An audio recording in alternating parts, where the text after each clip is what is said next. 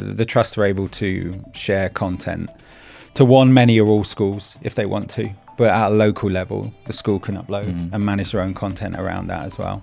And we purposely put that screen on our timeline so the children realise that everything they do in our school is them leaving their legacy and leaving their imprint on the timeline of the school.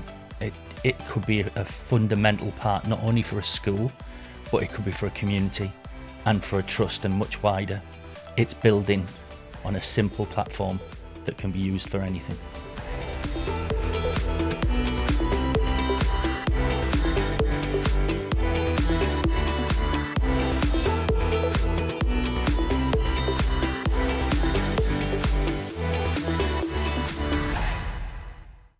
The use of digital signage within a school can provide a platform to amplify student voice, enhance communication, and foster community engagement. Welcome to Empowered. I'm Ricky Brown, Apple Professional Learning Specialist at Sync. And today I'm joined by Neil Emery, Director of TrilbyTV, and Dan Oakes, Head Teacher of St Bartholomew's Primary Academy.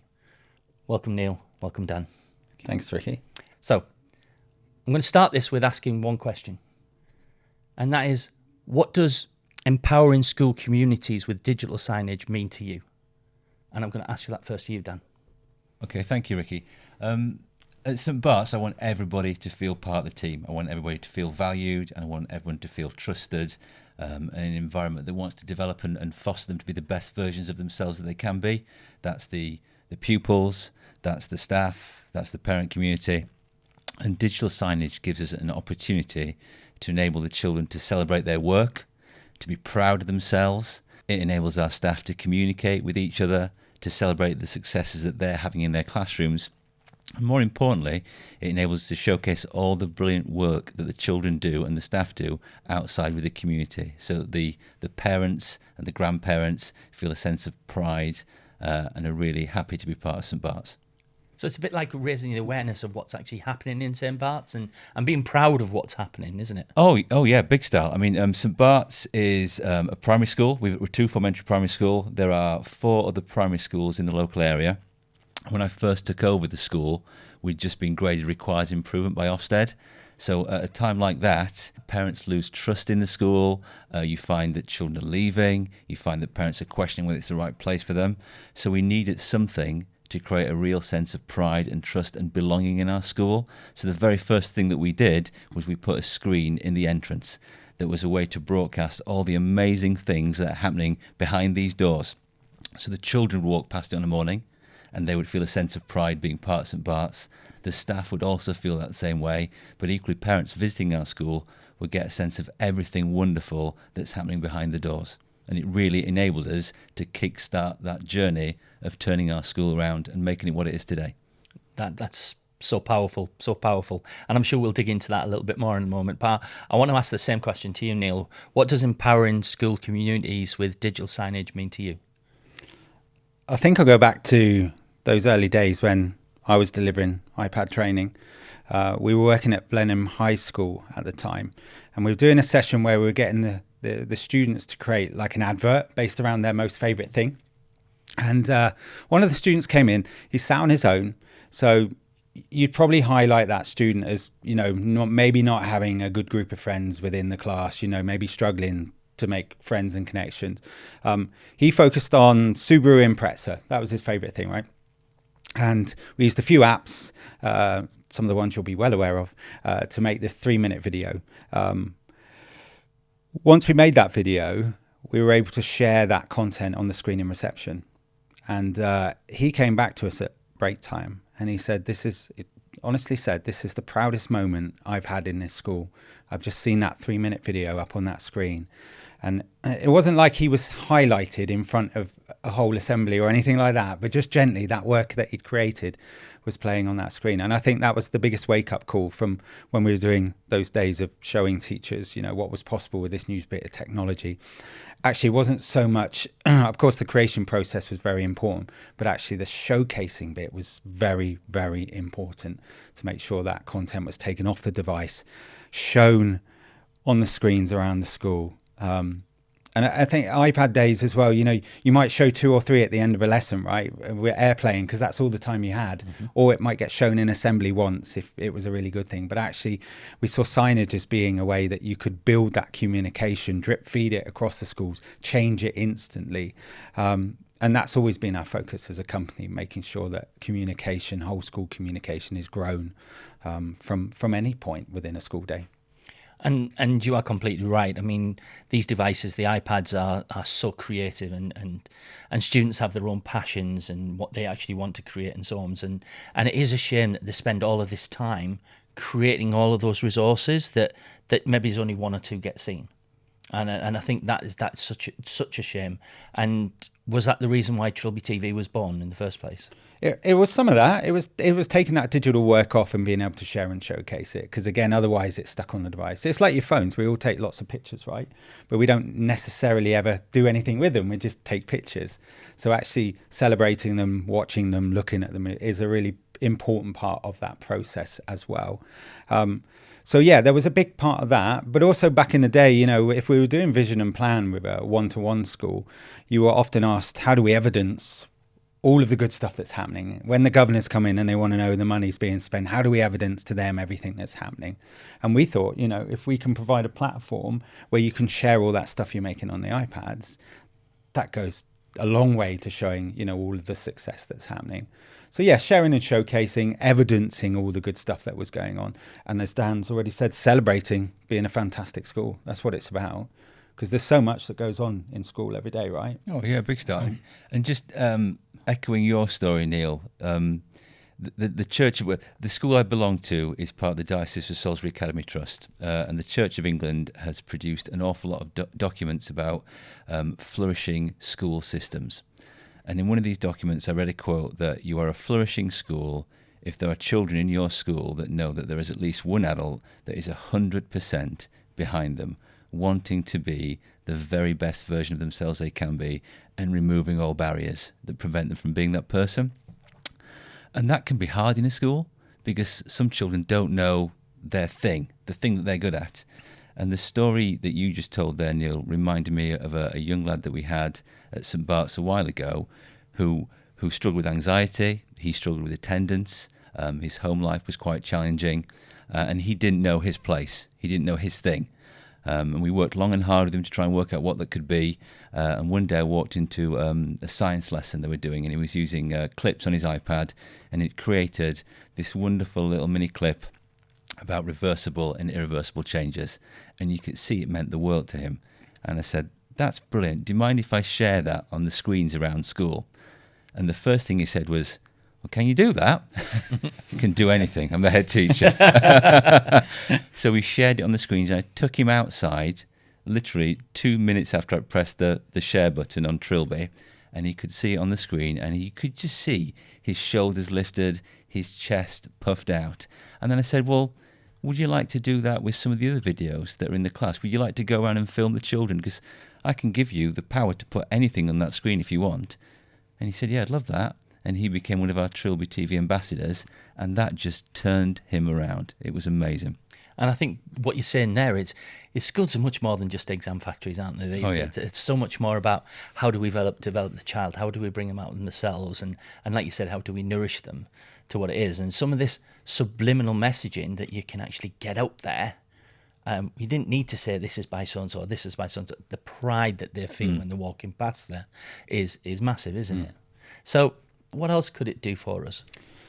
So there are fundamentals to the success of signage in a school environment. You have to think about location. That's really important, right? So it's about delivering the right message to the right people at the right time. So receptions, for example, as Dan will tell you, it's all about first impressions. So as I walk into St Bart's, I'm sat there. I've probably got 3 minutes before Dan comes out and collects me, or a member of staff comes out and collects me. So within those 3 minutes, you've got to tell me why you're the best school in the area. Yeah, so that's about your head teacher's welcome message. That's about your vision, your values. Could be safeguarding information that you want me to have before I enter that school location. I've seen good examples of students that have been in the past and gone on and done great things within the school environment. So that alumni type feeling. So it really is about location. Staff rooms are going to be different. That's all about internal comms, internal communications. We've currently got a 26 school primary trust who have a screen in every staff room. And centrally, they are sharing content weekly that is focused on safeguarding, estates, finance, CEO messaging as well. So that's really about internal communications. And then student areas, which we've talked about at the moment, it's all about inspiration. So, inspire me to be the best that I can, tell me what's out there after school, tell me why I'm doing this hard work, inspire me to be the best. So you've got to get those fundamentals right. And once you do, the world's really open to you and the ideas you have in regards to sharing content. And I think you are right. Like it is what do people need to hear and when, where, and what is that message you're going to give across? And my thoughts are just going there when you're sat in reception.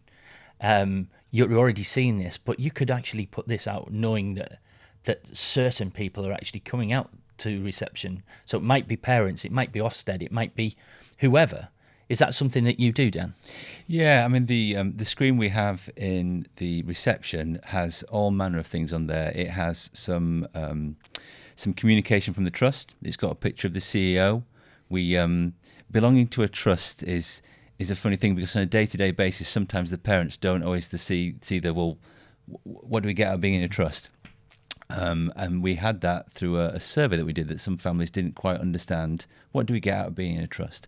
So that signage on that screen communicates the values of the trust. It has messages from the CEO. So it has content like that.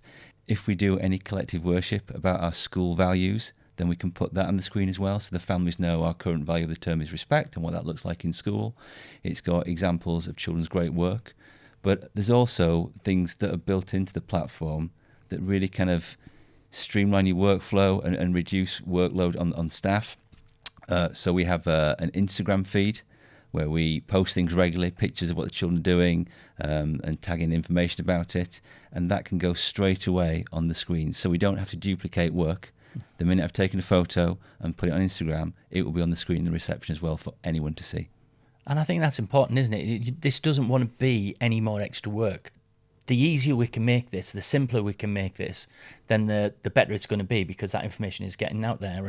And to a point, I didn't fully understand the implications of what a trust can do, but that's surely saving a lot of work for them 26 primary schools that you were saying, that the same message is sent out for things like half terms, things like the messaging, as you've just said before, about worship and so onwards. That's going to be centrally made by one person, but delivered to 26. That's definitely a saving, isn't it? Yeah, Dan's seen some of this at your school as well. They surveyed their staff to find out that Microsoft Teams newsletters and email weren't working for internal comms.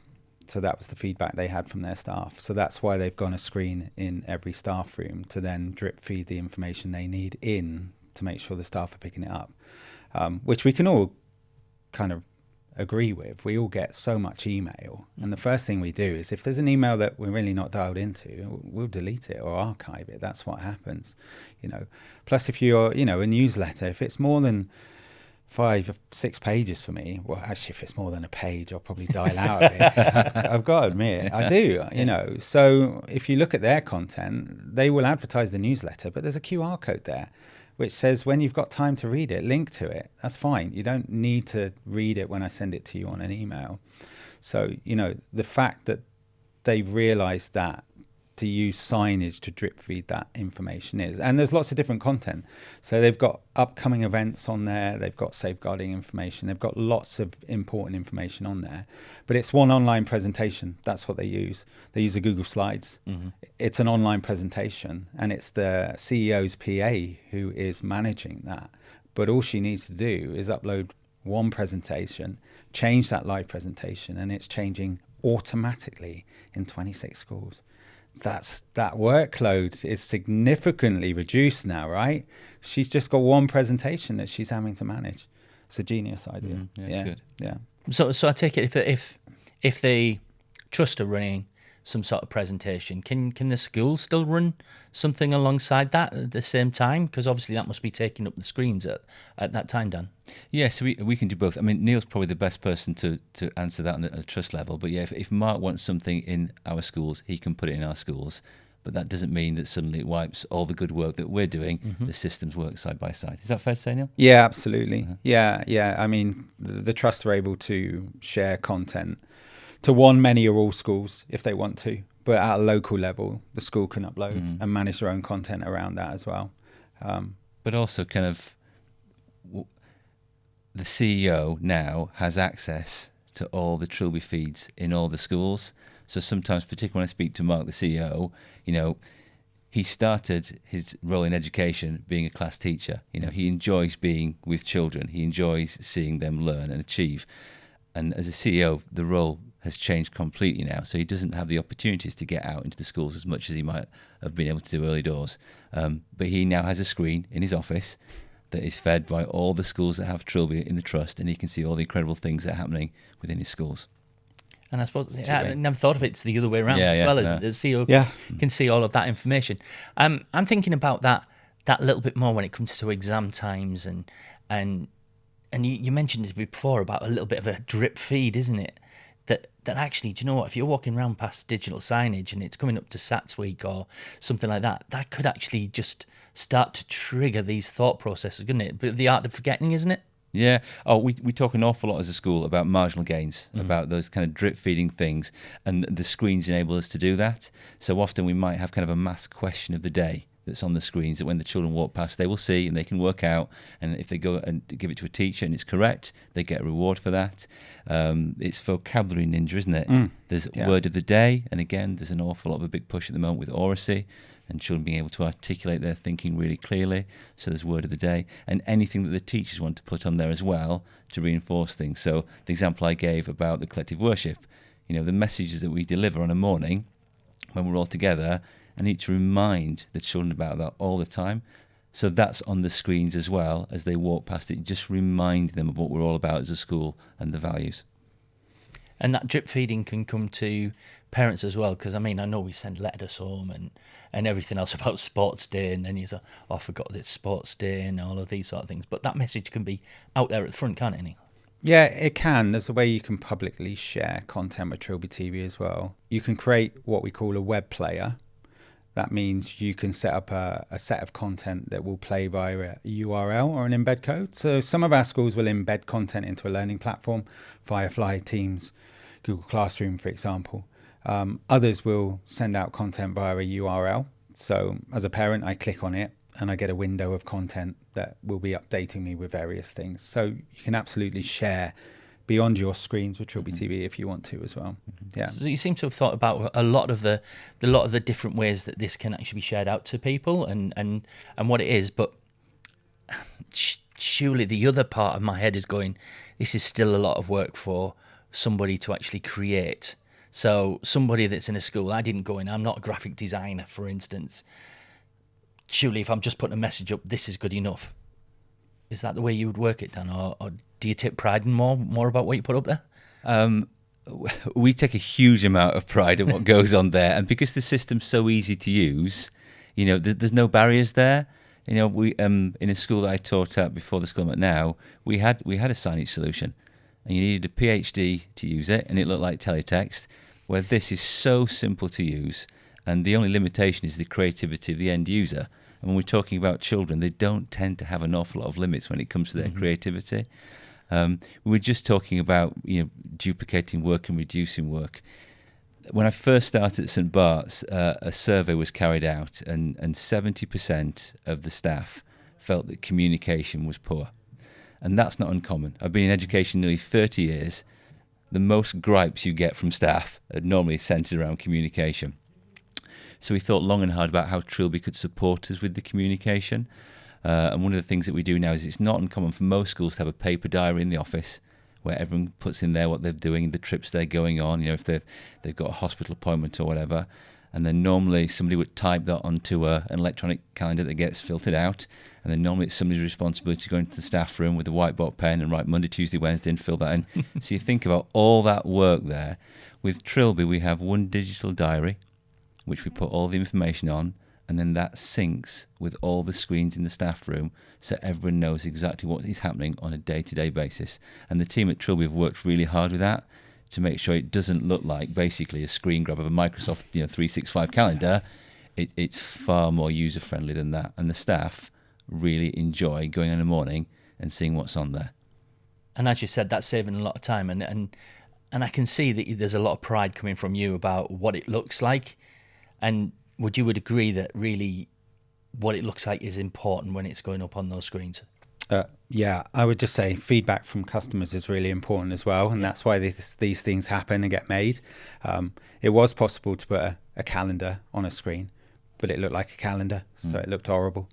So the team for this bet released our calendar feeds. So it's a live feed, ICS file, but we just made it look nice. And I think that's always been important to us, that we make your content look as beautiful as we can. That's very important. But of course, content is king. Yeah, and you've got to have good looking content. It's like in the world outside of education. You walk out into the high street or the train station, you'll see signage, and there's big marketing teams paying a lot of money to have their content on those screens so it looks really good. And of course, nowadays we're all content snobs. So we like content to look good. We don't want to look at a 20-year-old PowerPoint on a screen because that's not good enough. So absolutely, that content has got to look good. Content is king.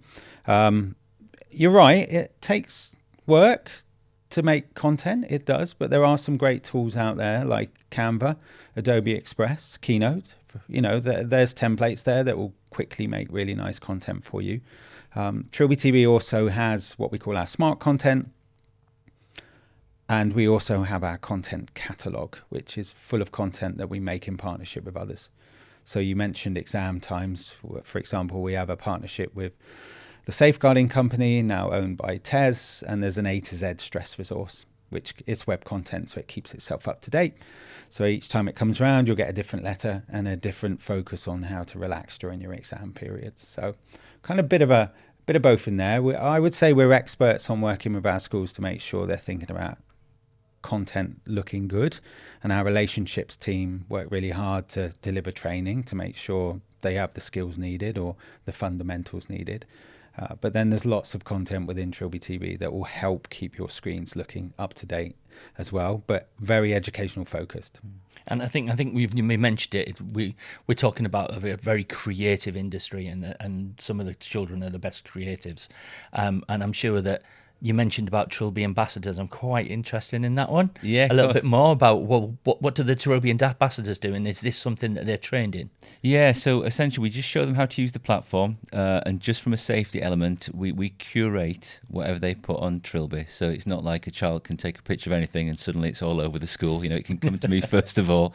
But basically we have a group of Trilby ambassadors whose responsibility is to go and find really good practice, really good examples of work, things that showcase what we're all about as a school, and to capture that in some way, shape or form, and then to put it on the screens around the school. And we have a gigantic history timeline in the school. It's a high definition wall wrap that we've had made. It's got all the parts of history that we want the children to know about before they leave St Bart's. And it's got personalised things to us. It's got when the school was built, and it's got about the repatriations that took place in Royal Wootton Bassett. But at the very end, where it says to the future, it's got a screen, and we purposely put that screen on our timeline so the children realise that everything they do in our school is them leaving their legacy and leaving their imprint on the timeline of the school. I love that, leaving their imprint, and this is to an extent you're making the future of what it is, of where we're going. And one thing that's striking me again is when we're creating this content, we've always thought about in lessons that you write something or you create something, and it's great, the teacher might see it. But now you're really thinking about who is the public? Who am I writing this for? Who is going to be the person that's going to critically look at this, isn't it? That's changing over the purpose of this work. Mm-hmm. Would you agree with that, Dan? Yeah, definitely. And again, because it's on the screens, it raises the aspirations. So, if I've got a year 3 child that walks past a screen that's got some content on there created by a year 6 child, be it using something like Keynote, and they've thought very carefully about, sometimes the younger children can just throw things on a Keynote, can't they? Yeah. Everything, throw it on there, animations a lot. But actually that less is more approach. So a year 3 child can walk past something that's been created by a year 6 child who's thought very carefully about the language choices, about the images, the dual coding aspect that complements the text. And then that just raises their expectations of themselves. It's setting good practice as they walk past it. So have you seen this happening across the number of schools that you've got? Because obviously Trilby came out from an idea that you and Ben had, and about building up that into what it is now. Have you seen this, to an extent, Juggernaut sort of change these sort of practice or being part of that practice?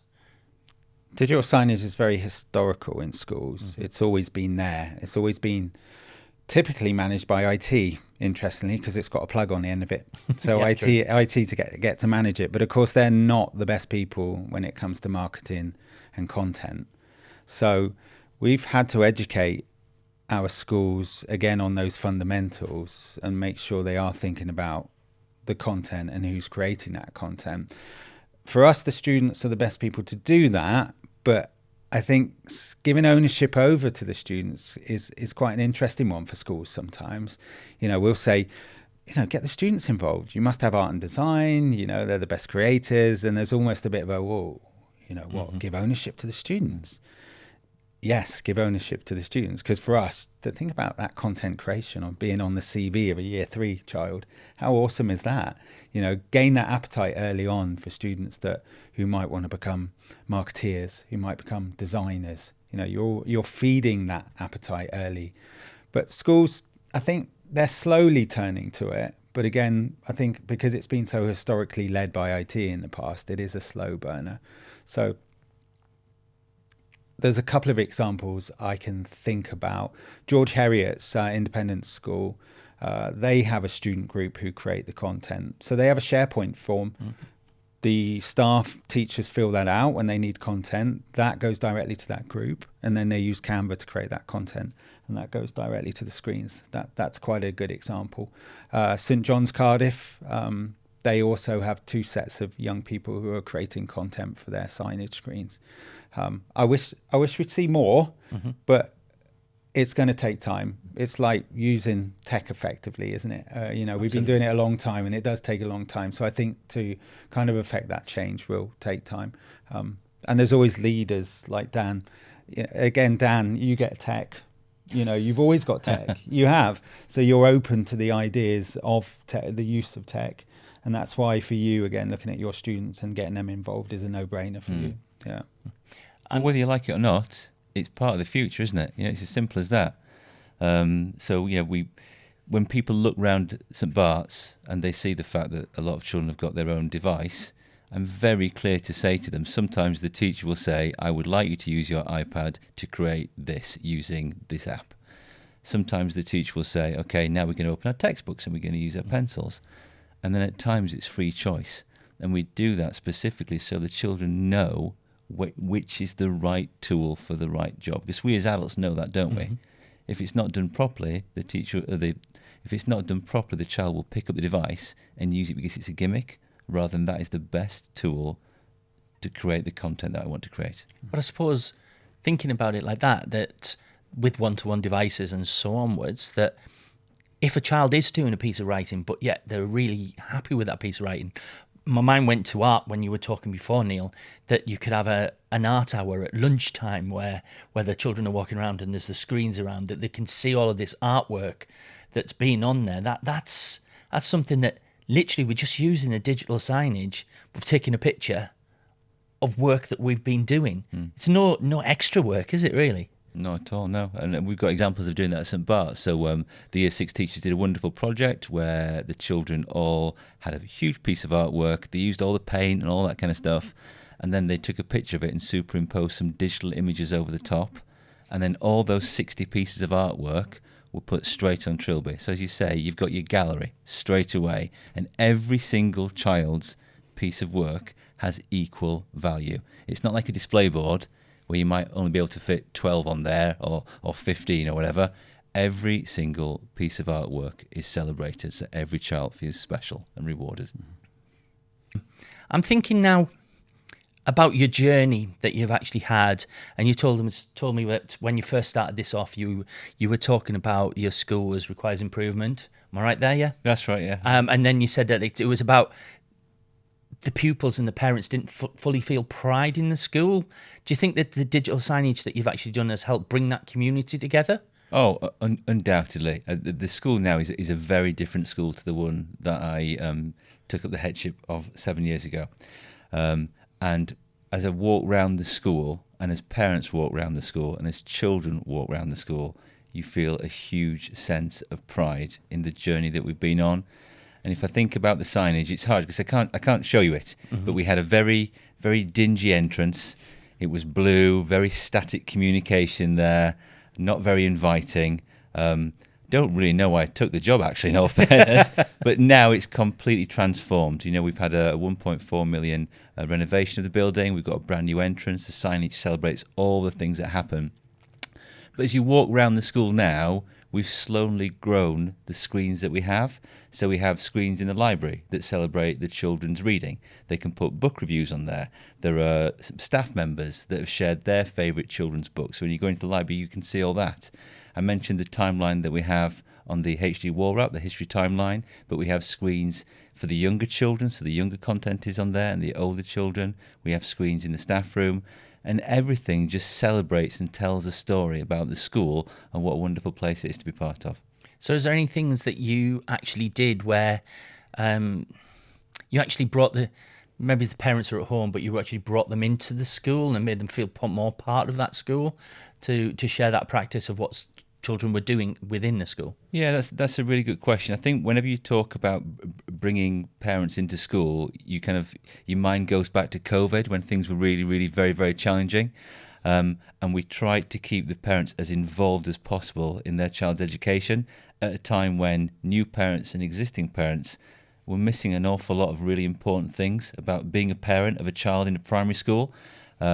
So we managed to film nativities, and we did an end-of-year performance for Year 6 at a time when obviously the families couldn't come in. And we were able to share that through Trilby. So we could put it on Trilby, and we could share it with the families with a direct link and a private link, so it wasn't accessible for anybody that didn't have that link. And families were able to sit and watch the things that they would normally come into school to see. And we got some wonderful feedback via Twitter. We had families that it was a time when you could kind of go around to people's gardens, but you couldn't go into the houses. Yeah. We had people who'd set up chairs in gardens and taken the TV outside and were watching the Year 6 performance and were tweeting the school thanks. And it was a good example of how at a time when communities were really being torn apart, it was a really good example of how Trilby enabled us to bring everyone back together and remind them of the important things and the togetherness of being part of a primary school.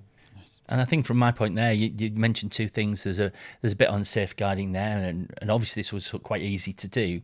And there's also that thing of, I know that when I was younger, all my children would come home from school. If it's, well, what have you done at school? I've done nothing. They don't actually ask that question. So have you got any examples where you've got some schools, Neil, where they've involved the parents a little bit more in that?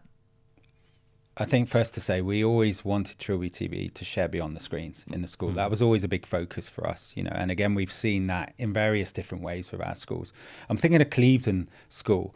They do house competitions like no one else. So I have to mention this because the last one I saw them advertising, the kids were doing Hungry Hippos. You know Hungry Hippos, the game? Yeah. Well, they'd made costumes of Hungry Hippos. They put some sort of basketballs in a big pit, and they had to grab as many Hungry Hippos as they could. It was the best house competition ever. They also do darts house competition where they dress up like the darts on TVs. Mm-hmm. They fully fancy dress. They advertise all of these on their learning platform. So they create adverts for them. And then they embed them into their learning platform, allowing parents and the students to access them so they can see what's coming up from a house competition perspective. So that's one really nice way I've seen it being used. Leighton Primary School, they do a weekly vlog So they use green screen. They have year 5 and 6 students covering areas like sports, latest news, latest achievements, fully recorded by a couple of TAs with the students. And then they share that vlog using our public links. So they send that out as a URL to parents, and parents are able to watch that. They also paste it on Twitter as well. And another example that comes to mind, the mighty Dogsthorpe Infant School in Peterborough. They have a learning bus in their playground, and they use our Britannica country of the world monthly updates itself. You get a new country every month that will populate your screens with facts, population. Whatever that country is, they then focus on that country on the learning bus. So if it's Mexico, if it's Cambodia, they focus on that country for a whole week. It's in the playground, so the parents get to experience that whole piece as well. So that's building up maybe cultures and knowledge that parents didn't know by involving them in that learning bus experience as well. And I think you're right. You still get kids who are asked by their parents, what did you do today? What did you do this week? And they're like, oh, not a lot. And teachers are there going, well, hold on, you did loads of stuff this week. Yeah. What are you talking about? Actively, our schools are using those public links to share what's going on within the schools, so that actually they can see what's going on beyond their child saying, we didn't do a lot today or this week. And I think it is that bit, isn't it? It's making sure that the parents are involved and they take pride in their education, and the students want to take pride in their education as well, don't they? So I just say I like that, the idea of the vlog. I like that an awful lot, because on top of that, you know, the time that parents have to look at lengthy newsletters and read information from the schools, and also, you know, the ability that some parents have. Some parents' oracy skills and literacy skills might not be as strong as others. So the idea of doing like a little vlog through TrilbyTV, that'll be my takeaway from today, Neil. Thank you. No worries. Can I ask one question as well to Dan, if that's all right? Parents might not have had the best education experience themselves, so they might have a negative kind of thought towards the school environment themselves. But if we're sharing what's going on, involving them more, surely that helps to break some of that down. Oh, definitely. And what you said is 100% true. I always stand on the gates on a morning and an afternoon as the children leave, and you can see some parents talking to their children and saying exactly what you said, which is, what have you done today? And the response is, not an awful lot. Mm-hmm. And I think there's teachers in that building that spend all weekend planning that not a lot. Yeah. I know. So the fact that now we've got a platform where the parents can see it, and parents want to know. You know, they do want to know. I don't think we've ever fully gone back since COVID yet, where parents are fully, properly involved in the school life the way they used to be pre-COVID. And I'm speaking as a parent in that respect as well. So I think having things that the children do during the day that you can record, celebrate, like the artwork I mentioned earlier, that you can then share with the families, it just sparks that conversation at home, doesn't it? Tell me more about that. Okay, that piece of artwork, that's yours, that's fabulous. How did you make that? Just conversations that you wouldn't normally be able to have if you didn't have that window into the school that Trilby gives you. Mm-hmm. So I'm gonna say now. So we're gonna watch out for the vlog from St Bartholomew. It's coming. Yeah, brace yourself. It's coming. It's right. going to look like this as well. I'm going to have a studio in my office. Seriously, I've seen some interesting videos at St Bart. So what's next for Trilby? I mean, we've talked about what Trilby is. We've now talked about how it's set up and what's next for TrilbyTV. So where do you envisage this going, Neil? I was writing a blog on the way up, actually. A blog with Jamf. We're doing some blogs with Jamf. Obviously, you know, from mobile device management, you use it as well at St Bart's. Yeah. About the use of sharing content within a classroom environment. There's huge investment in classrooms with interactive screens, or a lot of schools now just going for screens with no interactivity, because obviously the iPad is the hero here with your Apple Pencil. That's all the interactivity you need, right? But as well as using Apple TV is a great signage player, by the way. It's a really solid signage player. We actually have a developer who's solely focused on Apple TV at TrilbyTV now. We're bringing some of our smart content and our content catalog to Apple TV to make sure that experience is right across all our player devices, but especially on the Apple TV. A lot of schools, classrooms will have Apple TV as a sharing function, AirPlay, of course, from the iPad. But actually, if I've got Apple TV and MDM, I can single app mode TrilbyTV in there. So I was talking to Tim Lings at Heronsgate Primary School. They're an ADS for Apple. he presents TrilbyTV into the classrooms every morning. So as soon as the projectors are on, single app mode, TrilbyTV is playing, sharing content, information, inspiration, sharing student achievements, for attendance, things like that. As soon as the teachers want to teach, they're just there playing from their devices. Stops TrilbyTV, of course, they then teach from their iPads. Stop teaching, it goes back to sharing TrilbyTV. And I think that is a really interesting one, the use of TrilbyTV, digital signage from a classroom perspective, to make sure we're maximizing the spend that we are, spending on technology at the end of the day. So, yeah. Well, I suppose at the end of the day, like you said, that every single classroom has a display in it. Then why aren't we using these for all of those little subliminal messages like we've been talking about all the way through? And I suppose if I was thinking about this slightly differently, a head teacher like yourself, you could actually send probably a message out to every single screen in school without actually going onto their screen, without even going into the classroom, couldn't you? Yeah, I think I probably could. I'm just thinking how that might look. That's the only thing. I'm never going to leave my office. No, I can see the margin that, because we talked, didn't we, about streamlining work, and I can think, there will be opportunities to do something just like that, definitely, I think things like visual timetables, or don't forget to bring your books back. There's certain things you can absolutely use during registration that would reinforce messaging. I think there's a balance between obviously not distracting students, but actually when I don't want it, I'm playing from my device. So that's not even a conversation. So for me, there are a lot of schools out there in the Apple environment that have lots of Apple TV that probably aren't utilizing them as much as they could. And I think that solution of TrilbyTV, Apple TV and Jamf is a really powerful one, and something I'm really interested in pushing further to see if we can utilize that more. Well, I definitely think that this conversation has slightly changed my mind about what digital signage actually is. Again, from thinking about, there's a signage when you walk into a reception, like we first started, that reception one, I might get noticed to parents, but it's so much more than that. And thank you guys for actually doing that. I've really got a couple of questions left to ask you.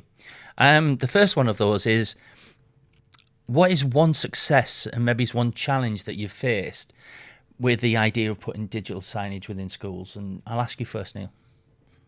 The success is seeing a gap in the market where a platform was needed for sharing and showcasing, developing that platform and making it a UK leader.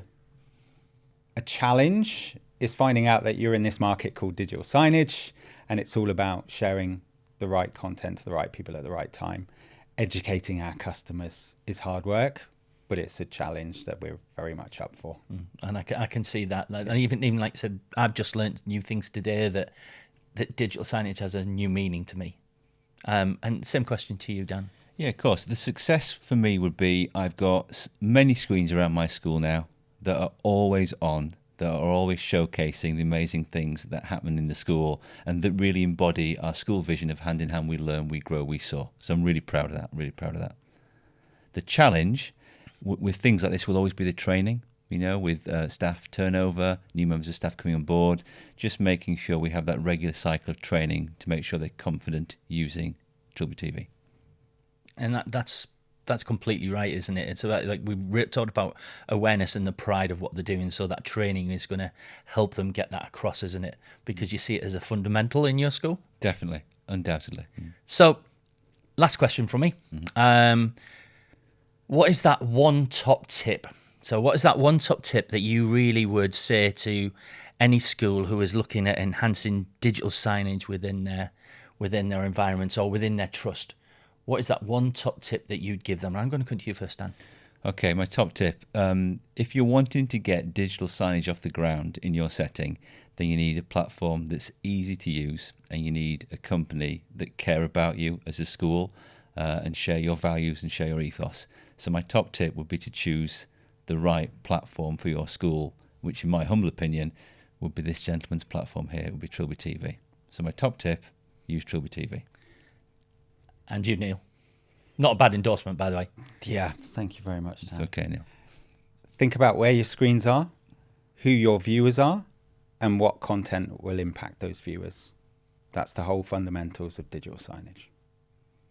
So it's really thinking about the content, where it is, who you're giving it to, and the purpose really of what it is. And the length of time people are in that space. So if I'm sat here for 3 minutes, don't show me a 20-minute video because I'll never get to see it. So you want me to see everything you want me to see in those 3 minutes if that's the time I'm in that space. And I think there's a bit of that as like thinking about capture, isn't it? And capturing their attention at the beginning and all of that sort of thing, isn't there? I mean, I thought today was brilliant, and I've really enjoyed that conversation with you guys about digital signage. Like I said, my mind's changed from just that TV screen and reception to actually now, do you know what? It could be a fundamental part, not only for a school, but it could be for a community and for a trust and much wider, because this can be shared, as you said before, it can be shared with anyone.